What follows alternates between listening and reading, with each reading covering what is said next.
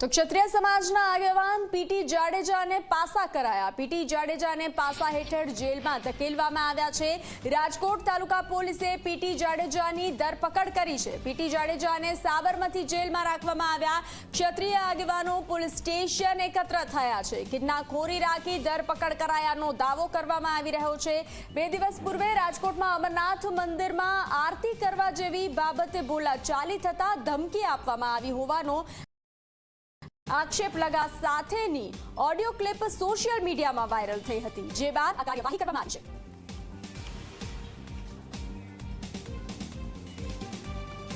ખોટી રીતે મારા ફાધરને અત્યારે પાસા હેઠળ ધકેલવામાં આવ્યા છે।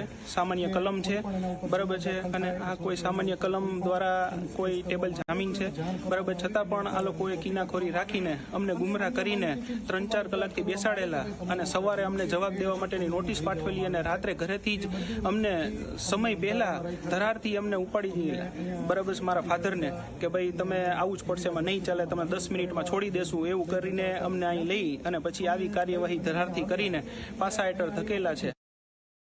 10-15 પોલીસ વાળા આવી અને પીટી જાડેજાને તાત્કાલિક કોઈ કારણસર ધરપકડ કરી ગયા છે।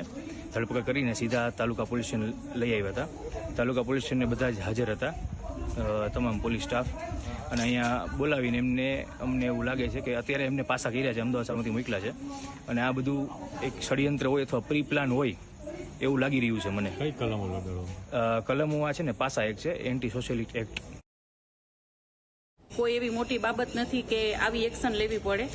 આ ક્યાંક ને ક્યાંક રાજકારણ અને એક અમારું જે આંદોલન થયું હતું ક્ષત્રિયોનું, એનું કંઈક આ પરિણામ દેખાઈ રહ્યું છે। ચોક્કસપણે પાસામાં થવી જ ન જોઈએ, અને એવા કોઈ પોઈન્ટ નથી કે પાસા થાય, તો એ તો અમે બધા અત્યારે ભેગા થયા જ છીએ ક્ષત્રિય સમાજ, અને હું એ પણ વિનંતી કરીશ આખા ક્ષત્રિય સમાજને કે આપણામાં સંપ રાખો, જે પણ આપણે લડત લડીશું એક સાથે જ લડીશું।